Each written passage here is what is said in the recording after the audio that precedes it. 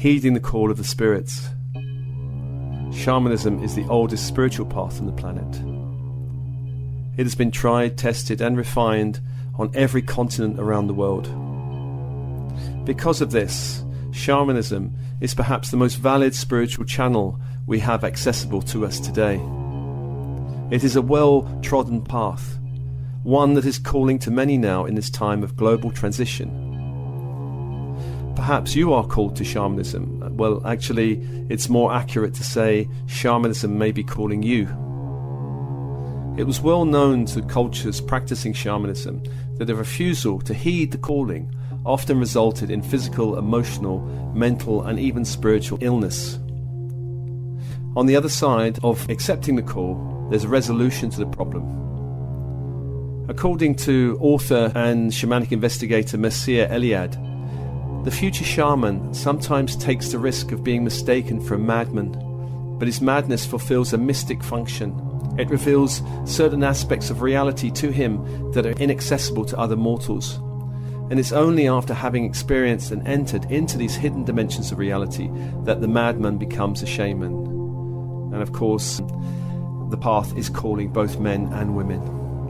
I believe that we're in a time now where many starseeds on the planet are being called to this path.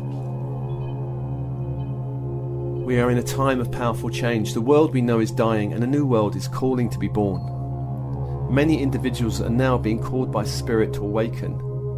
And there are many telltale signs that Spirit is calling you to the path of shamanism. First, you have been through some strong life challenges. Traditionally, someone called to the shamanic path was often tested by a severe ordeal. The tribe recognized the potential shaman as the one who survived being mauled by a wild animal or struck by lightning. In modern cultures, the calling is very different. We may not be struck by lightning. The call can come in the form of physical, emotional abuse or even a near-death experience. You do not fit into the modern world. Shamans have traditionally tended to live on the edge of the tribal village. They did not mingle as others did. In ancient cultures this was understood and recognized, but nowadays it's not really so understood, which means there can be a feeling of not fitting in. You feel most at home in nature. Because you do not fit into the human world, you feel more at home in the natural world. You may sense that nature is talking to you or protecting you or holding you in some way or guiding you. And you feel most connected when surrounded by the elements. You may feel things others don't feel. You may see things others don't see, hear things others don't hear, smell things others don't smell, and sense things others don't sense. This is normal to someone who the spirits are calling.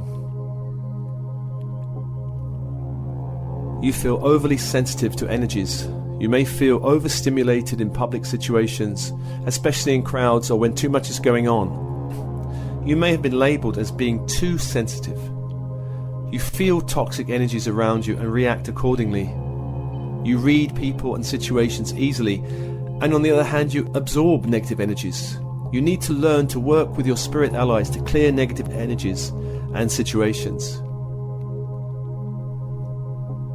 You feel the call of spirit. You may feel a powerful pull to explore different forms of spirituality. Perhaps you've been disappointed by some of these paths. You may have been searching for some time and have no idea really what you're looking for. The unseen realm is reaching out to you through your meditations and dreams.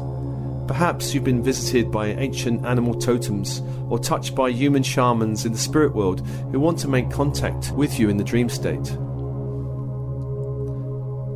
Heeding the call. This is a path that was chosen before birth.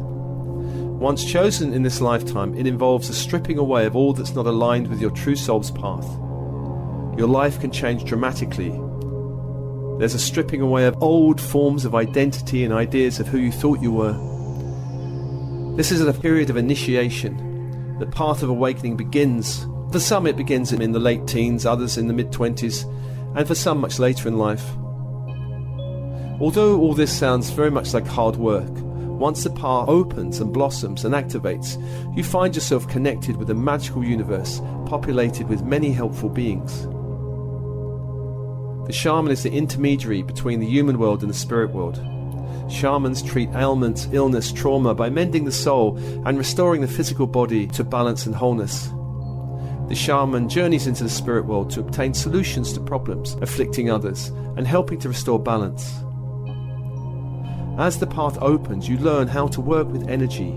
You learn how to help yourself and others in a new way you never thought possible. You find yourself magically empowered in a time on the planet when your presence and engagement is so very much required and needed. Shamans work with a web of life, and this web extends between the physical and spirit worlds. There are no separation between the two. Shamans have a foot in both worlds and act as a kind of intermediary or bridge between the physical and spiritual communities. There are many helpful allies to be found on the web of life. There are crystal and stone spirits, there are plant spirits, there are animal spirits, and of course human guides who have walked the shamanic path in this world and in other worlds. On the web you can find angelic forces and also different races of star brothers and sisters who are very active now, assisting with the global ascension process. I'm creating a series of sessions called Star Shamanism. This is for people interested in connecting with the shamanic path. It works within the medicine wheel and opens up the golden web of life, reconnecting individuals to their spiritual allies in all of the worlds, helping with energy extraction, soul loss, soul retrieval, and more. If you're interested, do check out my website, thesoulmatrix.com, and just check the menu item Star Shamanism at the top. Many blessings.